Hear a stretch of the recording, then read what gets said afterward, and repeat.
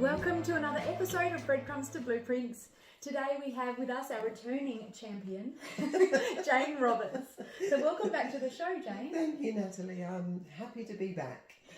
Jane's come all the way from Perth to be here today, and let's kick it off with what have you been up to since we last did our interview together? Okay. Mainly very busy with my group and with private readings. But I'm also going to a course on Friday in Canberra, which is very exciting. It's run by people called At One Events, my friends Sarah and Julian, and they facilitate mediums from mostly the UK to come over and share their experience and their knowledge with us. And this one's about trance and the altered states. Okay. And so what do they teach? So teaching how to enter trance, or are there different types of trance? There's different types of trance. We go from very light trance to the deeper states where the medium is not aware of anything that is happening. So it's how do you teach it? I don't know that you do teach it. It's just something that one has to practice, to sit still, to sit in silence, and just allow themselves to be. I'm super interested in this topic because I'm a hypnotherapist. Yes, of course. And it's all about trance. Of course. Yeah. I use, as hypnotherapists, we know how to put somebody into an altered state by what we say to them. But this is something that you have to do yourself. That's the difference. That is the difference. Yes. And the mind and the brain are wonderful creatures working together that just keep wanting to interrupt and get in the way. And I love how you've said that, because the mind and the brain are separate but work together. Yes. And that's exactly what I explain to my clients in session, because it's not all in the head, all in one thing. No, that's right. Yeah, that's great. It's different things. Yes. And then you've got the spirit that's saying, let me be quiet. And then the mind saying, why? We want to interrupt. So, yes, I think it's a personal journey that if we want to achieve that state, then we just have to work at it. It's practice. Okay, and the success rate of people that have come to the course achieving that deep state they're wanting? I would say it's probably rare to achieve that. But then, we can be inspired by spirit. So our spirit is touched by the spirit world to give us inspiration to speak. And if that can happen, then they can help us with our mind. If they want us to be trance mediums, say, or be able to sit in the altered states, they are going to be in charge of that. Right. So we have to put our trust in them. Okay, so it's about letting go. It's about letting go and trusting. I think the biggest thing is probably, okay, if I do that and I go somewhere, how am I going to get back? What if I can't get back? But you always will. You always will get back. Yeah. Excellent. Yes. Okay, so it's a 5-day long course. And how often do they run these? Is this like a really special, rare event? Several a year. Okay. Obviously, COVID put a stop to that. So this is the lady that's coming is a lovely lady called Natalie Eden Walker. And she's also going to be doing a trance demonstration. Right. And I believe she's working with Sarah to do a mental mediumship demonstration night, and of course the course, and then she's doing some private readings as well via Zoom. So she's going to be very busy lady. Very busy. Comes. This course sounds really interesting. And do they take beginners through to advanced? Are there different levels, or you have to be doing this for a while to do this course? I feel that, and I believe that most of the people that are going have done other courses. Yes. Because it is a state of mind, and having practiced being in that state before. But you've got to start somewhere. So I think most of the tutors cater for beginners to people who are experienced. And once a person, so this is about mastery of trance, Does anything happen after that? So once they've achieved certain levels and know how that experience, how that feels, obviously that experience will assist them to enter that state again, maybe easier, depending on their mindset at the time. But then do you come together and do a seance together? Like what happens? It's really not about coming together to do a seance. Okay. A seance really, when we talk about a true seance, is when there is one medium who sits in a cabinet and is available to the spirit world, to be used. And when you talk about physical mediumship, it's a terrible strain on the body. It puts people at risk for their life. Right. And so I feel that that's why there's so few physical mediums this day, because people don't subject themselves to the atrocities that happen to physical mediums of the past. Okay, and we're talking about people like Helen Doyle. Helen Duncan. Helen Duncan. Tell us about Helen Duncan. Absolutely. Helen Duncan was an amazing woman. She was a Scottish woman, and she was a great physical medium. But the powers that be kept trying to defame her and say that she was a fraud. And for a female physical medium, which there were quite a few in that day, it's an awful thing for them to go through, because they were searched by a team of men inside and out to try and disprove what they were. Yes. Yeah, and it's funny because that's that legacy, if you like, a negative legacy, still lives on today, because of course, I YouTubed it and they were saying, you know, she was swallowing a cloth and producing that, so it was fake, she was a phony. Yeah. Because the ectoplasm looks like a white mist, I suppose you would call it. A very fine. Very fine. Yeah. They say, oh, you know, she had this muslin hidden on her body and she produced that. But the powers that be, during the war years, Helen worked a lot with her mediumship, and she had royal family, she had diplomats from around the world that she sat with on 4. And she also sat with Winston Churchill. Right. And what happened one night, I don't think Winston Churchill was in this seance, but during the war there were a lot of things that happened that weren't declared to the public. So they tried to say that she was a spy and lots of things. But in particular this night she held a seance, and through her mediumship came a sailor from a ship that had been just at that time sunk by the Germans. Okay. And the crew had drowned. And this lovely young man came through with this evidence. And the War Office had not heard of it. So it was taken to the War Office. And yes. So that's where the problem started. That's if it gone through that first proper channel rather than through that's where channel. And then they wanted to know, how did she know that? You know, she was obviously a spy, but no, she was a wonderful medium. And it resulted that she was hounded, and she was the last person to be tried under the Witchcraft Act of England, which you can imagine dated back several hundred years, I believe. And she was Scottish. Was she working in England at that time? She was. And so that's why that law fell for her. Like she was under that law. She had premises down near Portsmouth, where she had an upstairs flat where she held seances. What happened with her was that she was hounded by the powers that be, and I call them the powers that be because they are. They can destroy people. That's it. And she was trialed. She went to court. She was imprisoned. She was in prison for 9 months. Right. As a witch.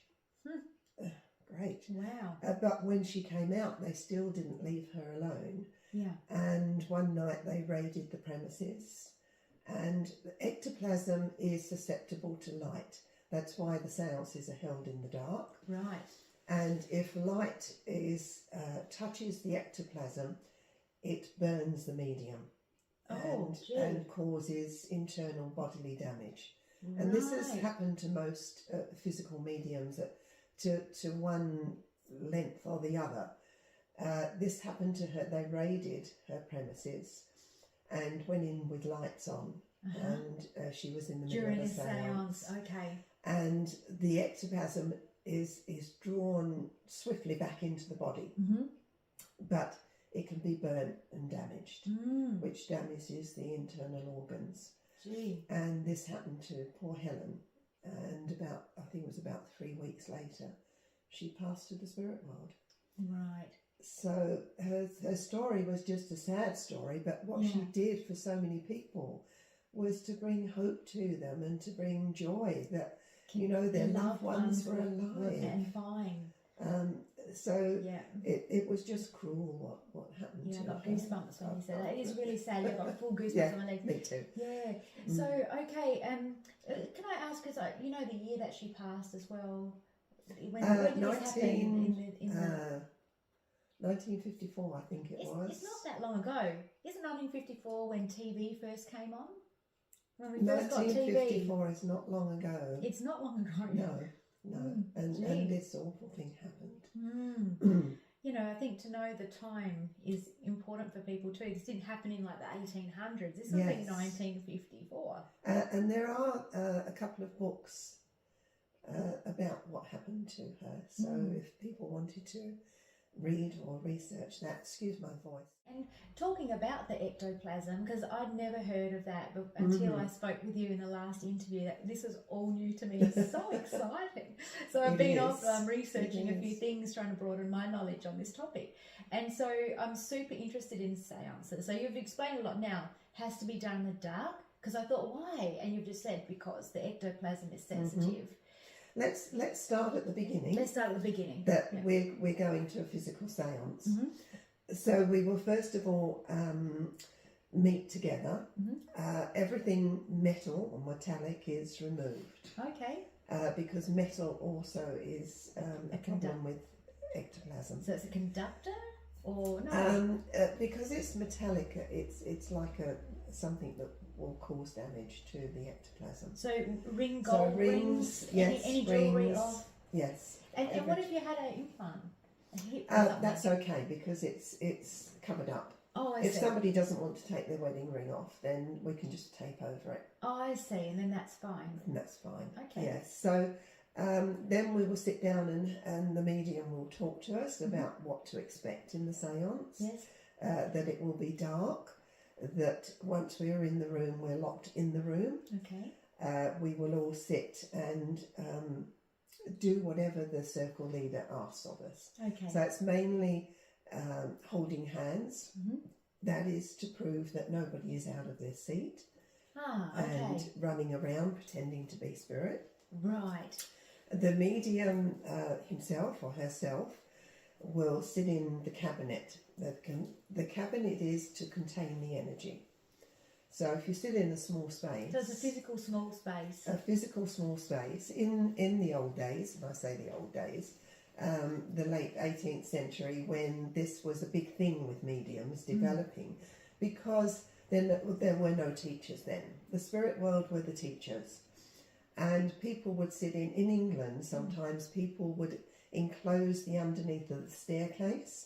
So there would be a little cupboard underneath the staircase. Right. So the medium would sit in there in the dark to develop, because we are all energy. Yes. And we have this auric field that we spoke about before. Yeah. When you push that energy out, we can fill that small space with our energy. Okay. That makes it so easy then for the spirit world to enter an energetic field. So the physical space really does help to contain the energy for connection. Absolutely. Oh, I did not know that. Absolutely. And so, when you said cabinet, I just get so you can sit in your wardrobe if you like. Sit in your wardrobe. Nice, okay. And they did that as well. Okay. So the medium we're searched as we go in the room. We're seated by the medium or the circle leader. Yes. And we're seated according to how they feel our energies are. Oh, because okay. we need that energy to support the medium. Yes. We're searched with a detector to make sure that we're not carrying anything with us. Like a metal detector? Metal detector. Really? Yeah. Wow. The medium is searched with a metal detector too. Okay. He's wearing comfortable clothes because he's going to be restrained into a chair. And when you say he, only a male can be? I say he or she. Okay. Yeah. There aren't really any physical female mediums that I know of. Okay. Probably there are, well, there is. Tell a lie. Yeah. Tell a lie. There is a friend of mine that I met through going to the college, Yeah. who is a developing spiritual medium. Mm. So they need to be in comfortable clothes because they're probably going to sit tied into this chair for a couple of hours. Okay. So we're all seated. The medium is in the chairs, inspected by two independent people. That the cable ties are tight. Legs, arms, gag. Wow. This sounds, I don't know if I could ever do that. I don't think so. But that's, you have to be brave. It sounds to a bit actually, barbaric, doesn't it? But it does when you're looking at it from... This is what a person is giving of themselves to I help understand that somebody too. else. I understand you that know? too. But if And you don't have any idea... Huge. It's huge. Yeah, it is. So that's all the searching and everything's done. The medium sits. Okay. And the curtains are closed on the cabinet. Then the circle leader will put the music on. Curtains are closed? Why Curtains is that? are closed to keep the energy. Oh, so you don't even see in the cabinet. You don't see everything is. There's not a speck of light. Right. Not a speck of light. Right. Everything is blacked out, and people have purpose-built rooms for this. This is a whole new world for me. Whole new world. How exciting! I remember when we did the séance in North Perth. David Thompson came over.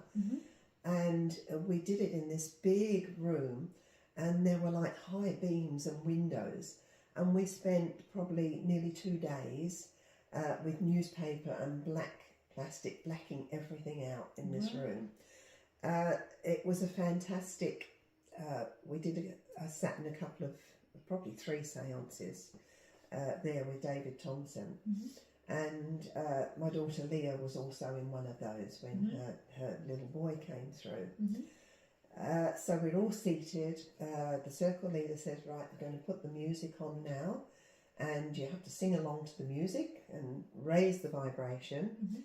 And probably, I don't know, 4 or 5 songs through maybe, you'll hear a voice that will say, you can stop the music now. And David's wonderful man that comes through is William, and he has a young boy who controls the ectoplasm and the people coming through. So William will come through and talk, introduce himself and make himself known. In the first séance I ever sat in, he materialised, and they had a wooden panel down on the floor so you could hear the footprints.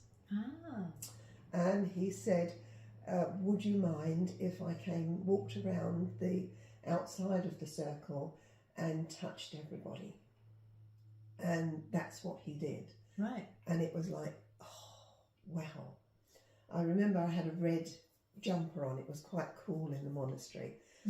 And this big hand came and laid itself. David has got very small hands. And he walked around with everybody and touched them on the head or the shoulder. And that jumper I folded up and put in the bottom drawer, and it's touched by spirit. Wow. It's got to stay there, which it did for a very long time. But then we've built this wonderful energy that allows the spirit world to come through the medium, who by this time is in a deep, deep trance and not knowing what is going on. And then they bring somebody else through, a celebrity. Quite often through David comes Louis Armstrong, who they have a harmonica there for him. He plays the harmonica, he sings a song, he tap dances, and it's been proven by a relative of his with a voice match that it is absolutely Louis Armstrong. Oh my goodness. And you can match voices, because I do biofeedback and take voice prints of people, because it's like a fingerprint. Yes. No one's got the same voice. Yes. So that's amazing. Absolutely. Gee. So, yes, Wow. very, very exciting. When Leah's little boy came through. And Leah's your daughter? My daughter, yes. She was there at the séance. We sat next to each other holding hands. She was talking away to the spirit world as though they were old friends. Right. First time she'd ever done it. Got on very well with William, and with Timmy is the little boy. Right. And they said they'd bring her little boy through from the spirit world. How beautiful. And it was, I think the whole room, there was about 30 of us sitters. The emotion in the room was just absolutely huge. It was just incredible. And he walked over, and his little fingers were playing with our hands, holding hands, and then he leant into my daughter's lap.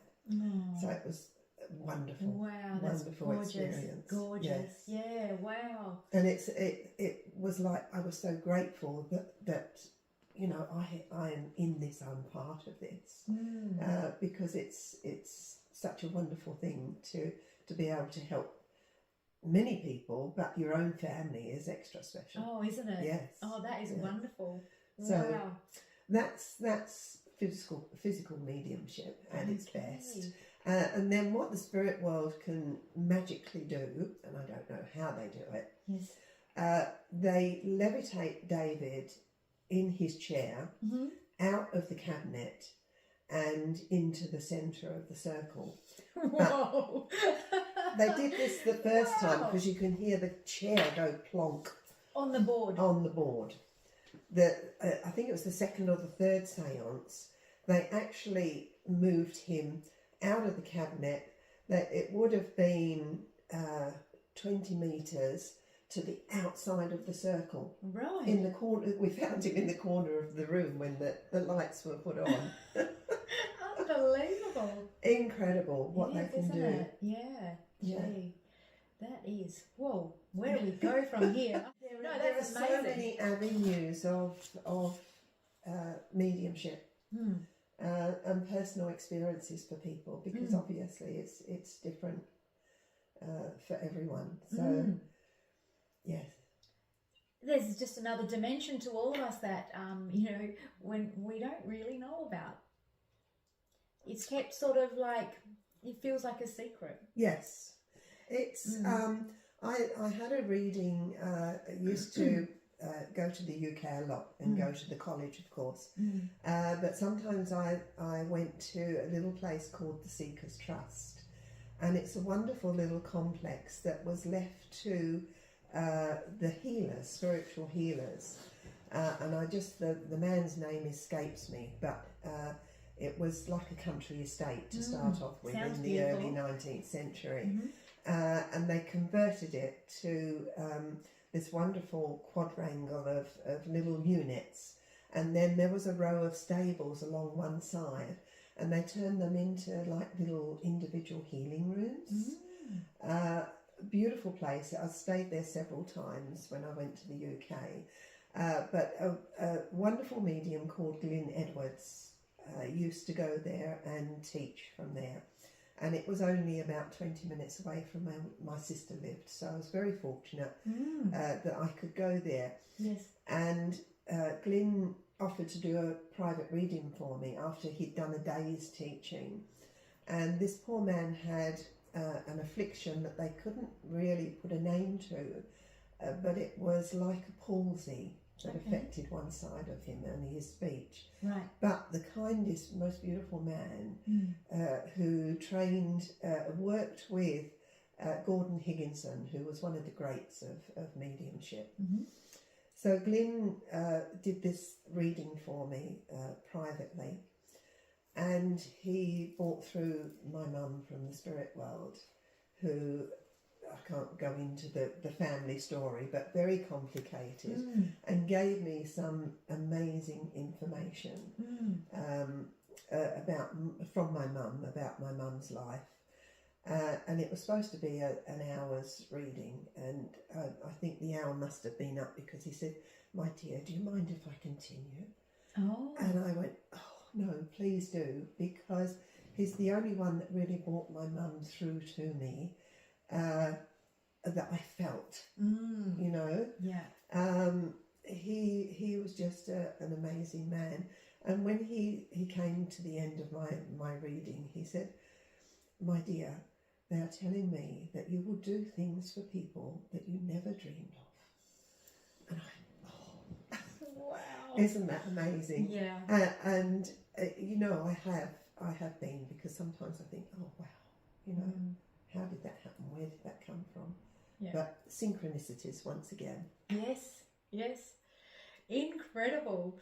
And so I want to ask you about the Arthur Findlay School, because I know that you went there, and I'd like to know more. So what they teach, how long, like how do people enroll, like just what you learn, anything. They offer many varied courses. So people are accredited to go and teach there, and they set up their own courses. Okay. And quite often there are there's one course with one lot of tutors and another one going on at the same time. So there's always something happening there, and you can go online to the Arthur Findlay College. Oh, okay. And just book a course online. Oh, I see. Something that appeals to you. Okay. I think my first time I went to there, it would have been 2004. Because you went physically to England, yes, to do this course. Yes, yes. That's pretty nearly special. every other year. Right. I would go and I would do a course or several courses while I was there. Yeah. All right. I remember going this. It was probably 2006 when I was there, and they've got all these floors in this wonderful country house that are converted to bedrooms. You can have single and double or triple, whatever you want. Yes. And they gave me this room at the top, and it was room 204. And I'll never forget it, because I went to bed one night and put on the light, and the light came on and went off. And then I switched the main light on, and it didn't come on. I go, okay, spirit. Well, the next day I was told that was haunted. Oh, okay. Okay. Not that we believe in hauntings, but you know, the spirit are there. Yeah. And I've had so many experiences with lights and things like that they can manipulate. So it's because we're an electrical being. We're an electrical being, and it's all about energy, frequency, and vibration. Absolutely, isn't it? Absolutely. And the spirit world have great fun with my circle, with our music and manipulation. So yes, it's always there. What's happened there with the music? They manipulate our CDs that we play. We sit, there's a group of us, there's usually about 6 of us every Thursday morning. We'll sit for spirit, and they play with the CD and manipulate it to give us different words or phrases to give us a message through the words of the songs. Not just being cheeky, just sometimes cheeky. Okay, so they're actually sometimes cheeky. Yeah, yes. It's funny with music, because when I was getting married, I had busy planning for the wedding, and I thought, today's the day I'm going to sit down and write my wedding vows. And as I was preparing the lunch for the kids in the morning to get to school, I had this song in my head that's not a song that I would listen to. I don't have it in my music collection. Yes. And it got louder and then louder and louder, but I didn't really notice that until I noticed it got really loud, and then I noticed it was getting louder, if that makes any sense. I noticed till the end. Yes. And I went, what is this? And I went, okay, something was commanding me to listen to this song. So I went, okay, there's the chorus. And I thought, right, I'm going to have to investigate that later, but I'm really busy now. Got the kids to school. Yes. Did my day of work, was going back to the school 3 p.m. to pick them up. And I'm waiting for the kids, and I Googled the lyrics to this song. and it just hit me, they're my wedding vows. Oh, And I thought, they are my wedding vows. So on the day, instead of actually, I didn't even write the wedding vows, I sang that song to my husband. Oh, wow. And the funny thing is that the day after, I went into a shop here in Adelaide. What was it called? House and Garden. And and the song was playing. The song was playing, and I thought, that's confirmation right there. Absolutely. And I felt actually relieved that I'm listening now to the messages and I'm tuning into that, and that's really good. So they're there if you just pay attention. They really are. It's just that, you know, we've been so conditioned to sort of... We're so busy. We were talking about synchronisation last time, weren't we? Yes. And I told you a bit about finding my family. And the most amazing thing just happened because I've got twin daughters, Christy and Leah. Yes. Leah lives here in Adelaide. Christy decided that they were going to go to Bali for a quick holiday. Mm-hmm. So she booked it and organised it all. And then Leah and Jack came on board, but they were going as well. Took two of the boys with them. Yeah. And off Jack they go to Jack Bali. is Leah's husband. Jack is Lund.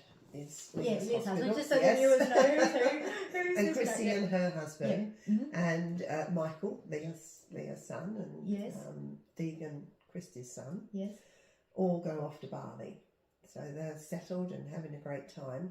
Yeah. And then 2 days later, my second cousin, who was the person that I was matched to find my family, puts a post on Facebook, just arrived in Bali. I'm like, what? Wow. So I immediately said to send a message to Leah and Christy. My cousin Jason's in Bali with his girlfriend. Mm-hmm. You've got to meet up. And I said to Jason, oh, my daughters are in Bali at the moment on holiday. Don't tell me they're staying in the same hotel. No, not quite. Not they quite, were about 20 minutes from each other. 20 minutes from each other. That's virtually and the most magical thing, they got in touch with each other and contacted each other, met up, went out, had a wonderful meal and fireworks on the beach. And oh, wow. Yes, so cousins meet cousins, but you couldn't organise it better, could you, if you did organise it? Exactly, that's what I was thinking. And there was nothing on his page about we're off to holiday to Bali or anything. Right. It was just out of the blue, and the girls are there at the same time. So unbelievable. Yeah. Unbelievable. So that was the first time that they had met? First time that they'd met. The first time they met their cousins. Yeah. And the boys' fourth cousins. So, yeah. How special. So now that connection's made, they can keep in contact now. And Jason's girlfriend's name is Ria. Mm-hmm. So we had Ria and Leah. Oh, wow. Who really hit it off. Wow, that's amazing. So now the connection's made and the family is now all like almost magnetically through some unseen force coming together. Coming together, yes. Which is what you really wanted. Down the line. What you Absolutely. Really wanted. It was important to me, and now I think it's important to them because they've made that contact. That's just beautiful. Yes. Oh, I love this. That's just phenomenal. And let the synchronicities keep coming on. Absolutely. Let's talk about Arthur Conan Doyle. Arthur Conan Doyle. Is that, I got the name right? You got that right. Yes. He's somebody that we should know about. He is a very spiritual man. Mm-hmm. And of course he created Sherlock Holmes and Sherlock. Dr. Watson. Because he was a medium. He was a medium. Not many people know that. No. That's why I think we should talk about him. That's right. He was a wonderful man who was very involved with the spiritual times, I would say. Mm-hmm. I feel as though he was somebody who was quite a bit in the background at the time, but he had a lot of involvement that a lot of people didn't know about. So he was a very spiritual man. A few years ago, I remember there was a temple in London that was the Arthur Conan Doyle opened that as a spiritual temple in the early 1900s, I believe it was. I can't remember clearly now. And they wanted to knock it down. And we got a petition going right around the world that stopped them from doing that, because it's, you know, the destroying history. History, exactly. And Arthur Conan Doyle is a big part of the spiritual history. There's so many spiritual pioneers, we like to call them. And there was actually a pack of cards that you can buy. You know, you buy the tarot. Not tarot, no, the inspirational cards. Oh yes. They put out a pack of cards that had all the great mediums, the people that, and you can buy them, and it's such a handy thing to have. That's a great pack of cards. A great pack of cards, and when my group, when we go away on our retreat, everybody gets to choose a card out of the pack, and that is their pioneer for the weekend. That's lovely. With them. It's just a little thing that we've just created, and it's amazing. The right ones that get pulled out for the right people that it applies to them. So many wonderful pioneers. Conan Doyle was a lovely man that supported the spiritual movement. Like so many of his time, there were so many people who worked a lot for spiritualism for little reward. They would travel one length of England to the other just to do a couple of services at a church. You know, it was it was a very dedicated thing in those days.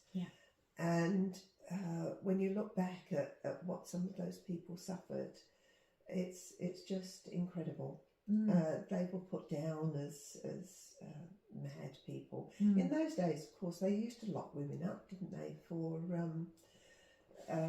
for believing in something that men didn't believe in. They did. They put their wife in the asylum and do all sorts of crazy things. Yeah, all about control, isn't it? And then instilling in fear to keep control.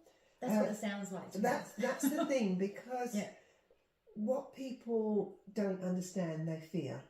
Yes. And fear creates nastiness. Yes. It creates horrible things. But a lot of people who are like that don't want to know any different. So do they fear that is the truth and they can't cope with it? And they fear the truth. They fear the truth. Or they just fear being something different from what they believe in. I think a lot of the disbelievers are men, because I this year I've met so many people who have come for readings who are open to spirituality and the knowing that there is something else there, and wanting to know more about it. So it's something I believe that is changing, that there is more spirituality coming into the world, and more people that are looking for something to grasp hold of in the times that we're in at the moment. It's like as a collective consciousness, we've almost hit the boundary, and now we're bouncing back, going, no, we've gone too far from the shore type thing, and we're coming back in because we've lost ourselves a bit. What we're experiencing is not, you know, perhaps we see the future for our children. And it's like, we've sort of hit the boundaries there, and now I think people are realising they need to step back into their power and remember, as in put together, by going back into searching the history of the things that there were good times there. The sense of community and love and treasuring something, holding something in high regard, respect. Yes, respect is something that is lacking in the world today, and I think we've come to that point where we've got to stand up and turn that around. But can we do it? And I just think shine your light, because you can't force anybody to do anything, and nor would we want to. I think just to be yourself, and that sets an example. I think so too. Yeah. If you can be the example for somebody else, if you can be the person with the empathy and the compassion to show somebody else that you care.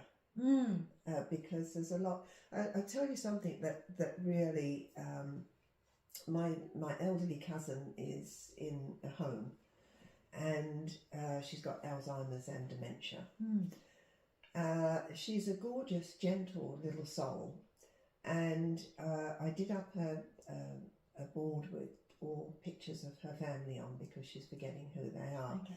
And was all excited to take it to her Thursday last week when I went to visit. When I got there, she was in an awful mood. She was she was nasty, she was spiteful, she was just not my cousin. And there was something in her eyes that just wasn't her. I've dealt with this before, but for it to come from her knocked me for six. So I had to learn that lesson last week, that it's okay.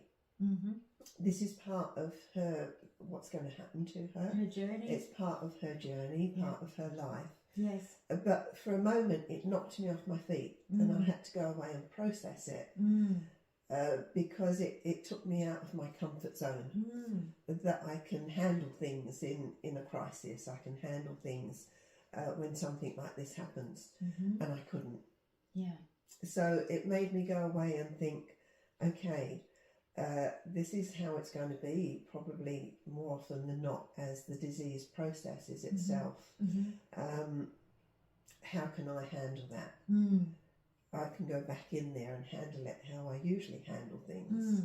So sometimes we have to step back and reassess ourselves. Yes, absolutely. Because we walk into something with confidence, thinking that we can manage it, and we can't. Because the feelings always win, and with every situation there's the feeling involved. And if it doesn't make you feel good or you feel uncomfortable, that volume gets turned up. Yes. And we can become reactive instead of responding. Yes. And the other thing that, when you were saying that, the thing that popped into my head was the 4 Agreements, that book. And, it says in there, don't take anything personally, because it's just a reflection really of them. That's right. And I find in those moments where, I call it when I get my gherkins irked, something irks my gherkins. I just have to remember that, and then to ground myself. Yes. It's nothing personal to me. This is actually their experiences that they're seeing life through. It's like all their experiences in the past forms their lenses, and that's how they look at life through. So it's really nothing to do with me. That's how I do it. It doesn't work all the time, but that it helps. was the thing. Yeah. I think I allowed it to hit me personally. Yeah. And it wasn't personal at all. It never is with anything, really. But I had to step back to see that. Yes. And to deal with it. Yes. And it's okay now. But it just took me so by surprise. Yes. So in those situations we get to experience ourselves. And that's what we're here for, self-actualization. And go back to our spirit. That's it. And just sit comfortably with it. That's it's it. Okay. Yeah, so Yes. everything is a blessing, because it allows us to have the experience of being ourselves and what that feels to us, and we get to crunch down on what that means, and we get to learn about us, and we evolve. That's it. We do. We evolve. We do. We evolve, yeah. It's amazing. Life's amazing. It is amazing. No matter what happens, it's amazing. It's an amazing journey. And I think it's so much more enlightening if you have that spiritual aspect, if you're aware of it. Definitely. It makes life so much easier. Oh, it does. Yes. And to know that we're never alone, and we're always supported in ways that, we wouldn't even imagine. And I like that thought, because, if somebody's lonely or alone, or, they can't find a partner, or whatever happens in people's lives, just to know that you are actually supported. You have a spiritual support team, and we are never alone. And it's a matter of just turning up the volume to those little synchronicities and things like that. But we once again, we know that. We do. We're at that place where that's fine. Yes. But so many people doubt it. And sometimes you just need to have that little bit of evidence for them. That's it. To prove it. And that's leading by example, isn't it?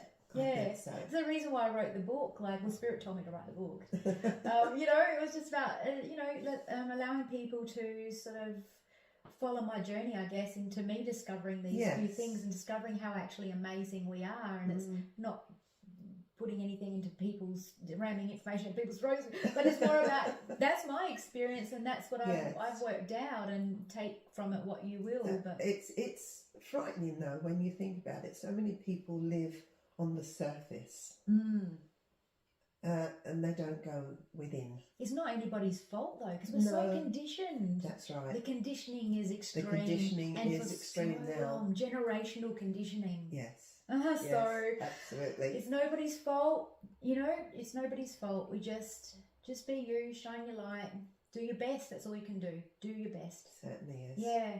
And I want to elaborate on that too, because like when we do our best, there's no point in dwelling on things we could have done in the past different, because at the time we did our best. Oh my goodness, yes. So we just let it go. The times that I say that to people, the past is the past. You can't go back. You can't change it. You can't correct it. It's been there. And sometimes with my hypnotherapy, I just say to people, let's put the past in a pretty box. You choose the colour and the size, and just put it in there, and let's put it in the bottom of the cupboard, and just leave it there and move forward, because so many people dwell in the past. Yes. And a lot of the time it causes ill feeling. Yes. And it's to do with families and to do with things that people feel wronged. It's over. And ruminating in the past, and going over and over again, stewing on things like the slow boil. Yes. We have to at some stage say, that's it. The past is there. Yes. And let's start again. Yeah.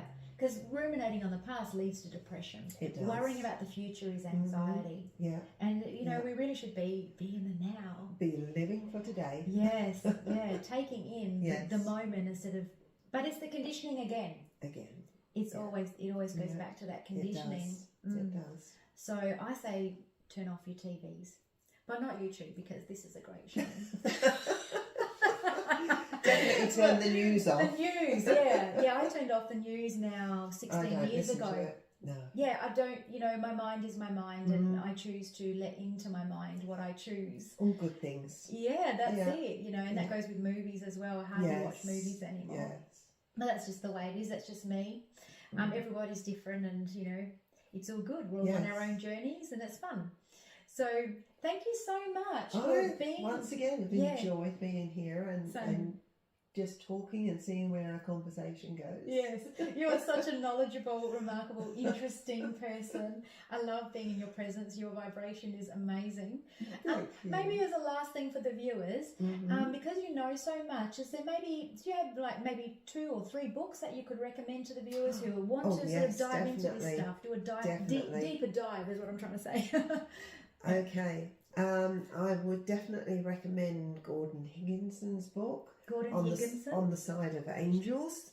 It's an autobiography of his life, which is absolutely amazing, because his mother was called Fanny Higgins, and she was told by Spirit that she would have a son that would be a famous medium.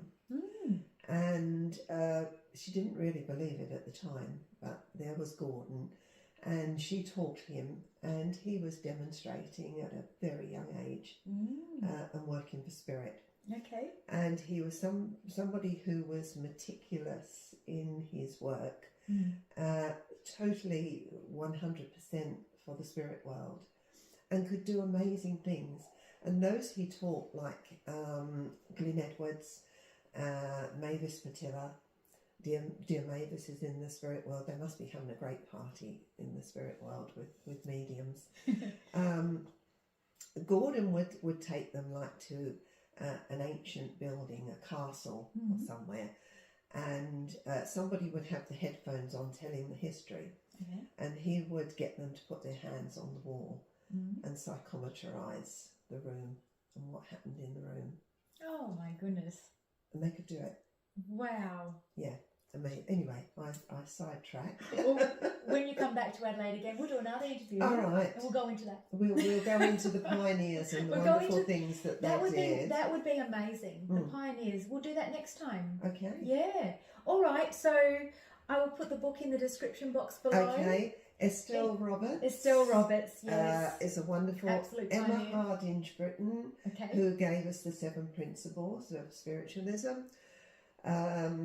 Gordon Smith, who's a current wonderful Scottish medium. They call him the barber, because he was a barber as well. He's a lovely man who dedicates a lot of his time to giving readings to people in London, and he doesn't charge. And he gave me my first ever reading. Right. So he's got a few books out. Okay. So read their autobiographies and their stories, because that's where it all lies. Well, thank you very much again. Like I said, I'll Thank put those in you. the description box below, and we'll do another interview down the track. All right, that will be wonderful. For coming. All right. Thank you. My Thank pleasure. You all. And thank you for watching another episode. And if you've liked, please thumbs up if you liked it. Please subscribe to the channel and do all those bits and bobs that we always ask at the end of these interviews without sounding annoying. And yeah, we'll see you next time. Thanks so much. Thank you. If you have enjoyed my show, please remember to like and subscribe to the channel. If you would like to be my next guest on the show, my details are in the description box below.